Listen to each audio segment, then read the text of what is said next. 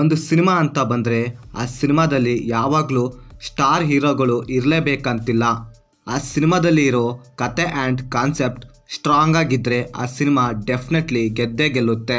Colt natural star Nani produce ಮಾಡಿ ಪ್ರಿಯದರ್ಶಿನಿ ಹಾಗೆ Harsh Rohan main lead ರೋಲಲ್ಲಿ ಆ್ಯಕ್ಟ್ ಮಾಡಿರುವಂಥ ಒಂದು ತೆಲುಗು ಸಿನಿಮಾ. ಇನ್ನು ಸಿನಿಮಾ ನೋಡಿದ ನನಗೆ ಸಿನಿಮಾದಲ್ಲಿ ಏನು ಇಷ್ಟ ಆಯಿತು ಏನು ಕಷ್ಟ ಆಯಿತು ಅಂತ ಕಂಪ್ಲೀಟ್ ಆಗಿ ಈ ವಿಡಿಯೋದಲ್ಲಿ ನೋಡೋಣ. ಇನ್ನು ಸಿನಿಮಾದ ಒನ್ಲೈನ್ ಸ್ಟೋರಿ ವಿಷಯಕ್ಕೆ ಬಂದರೆ 19 ವರ್ಷದ ಒಬ್ಬ ವಾಚ್ಮ್ಯಾನ್ ಮಗನಾದ ಚಂದ್ರಶೇಖರ್ ಹಾಗೂ 18 ವರ್ಷದ ಶ್ರೀಮಂತ ಮನೆಯ ಮಗಳಾದ ಜಾಬಲಿ ಇಬ್ಬರು ಕೂಡ ಪ್ರೀತಿಸುತ್ತಿರುತ್ತಾರೆ.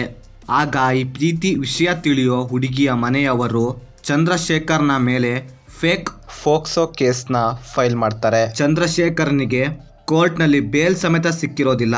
ಚಂದ್ರಶೇಖರ್ನ ಕೇಸ್ ಇನ್ನೇನು ಫೈನಲ್ ಜಡ್ಜ್ಮೆಂಟ್ಗೆ 3-2 ಡೇಸ್ ಇದೆ ಅನ್ನೋ ಟೈಮ್ನಲ್ಲಿ ಇದುವರೆಗೂ ಕೂಡ ಒಂದು ಕೇಸ್ ಕೂಡ ಸಾಲ್ವ್ ಮಾಡದೇ ಇರೋ ಲಾಯರ್ ಸೂರ್ಯ ತೇಜ್ ಹತ್ತಿರ ಈ ಕೇಸ್ ಹೋಗುತ್ತೆ.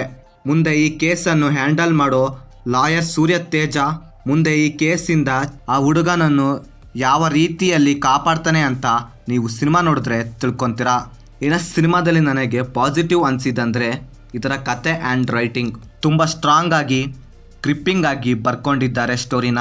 ಹಾಗೆ ಸಿನಿಮಾದಲ್ಲಿ ಅವರು ಬರೆದುಕೊಂಡಿರೋ ಫಸ್ಟ್ ಹಾಫ್ನಲ್ಲಿ ಬರೋ ಆ ಟೀನೇಜ್ ಕ್ಯೂಟ್ ಲವ್ ಸ್ಟೋರಿ ಅಂತೂ ಲಿಟ್ರಲಿ ಇಷ್ಟವಾಗುತ್ತೆ.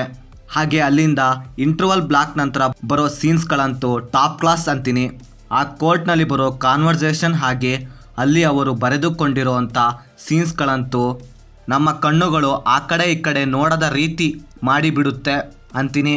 ಅಷ್ಟು ಪವರ್ಫುಲ್ಲಾಗಿ ಬರ್ಕೊಂಡಿದ್ದಾರೆ ಆ ಕೋರ್ಟ್ ಎಪಿಸೋಡ್ಸ್ಗಳನ್ನು. ಸಿನಿಮಾದಲ್ಲಿ ಹೇಳಿರೋ ಲಾ ಪಾಯಿಂಟ್ಸ್ಗಳು ಕೂಡ ನಮ್ಮಲ್ಲಿ ಎಷ್ಟೋ ಜನರಿಗೆ ಆ ಲಾ ಪಾಯಿಂಟ್ಸ್ಗಳು ಇದೆಯೋ ಇಲ್ಲೋ ಅಂತ ಗೊತ್ತೇ ಇಲ್ಲ. ಕೊನೆಗೆ ಸಿನಿಮಾ ನೋಡಿದ ಆದಮೇಲೆ ಒಂದೊಳ್ಳೆ ಸೋಷಿಯಲ್ ಮೆಸೇಜ್ ಇರೋ ಸಿನಿಮಾ ನೋಡಿದ ಫೀಲ್ ಅಂತೂ ಆಗುತ್ತೆ. ಇನ್ನು ಸಿನಿಮಾದಲ್ಲಿ ಇರೋ ಸಾಂಗ್ಸ್ಗಳಂತೂ ಸಖತ್ತಾಗಿದೆ. ಚಂದ್ರಶೇಖರ್ನಿಗೆ ಕೋರ್ಟ್ನಲ್ಲಿ ಬೇಲ್ ಸಮೇತ ಸಿಕ್ಕಿರೋದಿಲ್ಲ.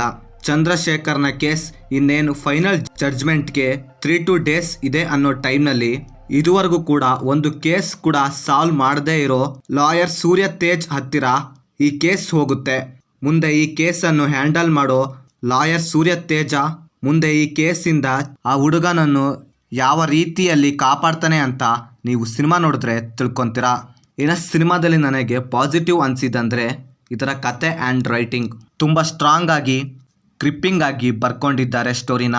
ಹಾಗೆ ಸಿನಿಮಾದಲ್ಲಿ ಅವರು ಬರೆದುಕೊಂಡಿರೋ ಫಸ್ಟ್ ಹಾಫ್ನಲ್ಲಿ ಬರೋ ಆ ಟೀನೇಜ್ ಕ್ಯೂಟ್ ಲವ್ ಸ್ಟೋರಿ ಅಂತೂ ಲಿಟ್ರಲಿ ಇಷ್ಟವಾಗುತ್ತೆ. ಹಾಗೆ ಅಲ್ಲಿಂದ ಇಂಟರ್ವಲ್ ಬ್ಲಾಕ್ ನಂತರ ಬರೋ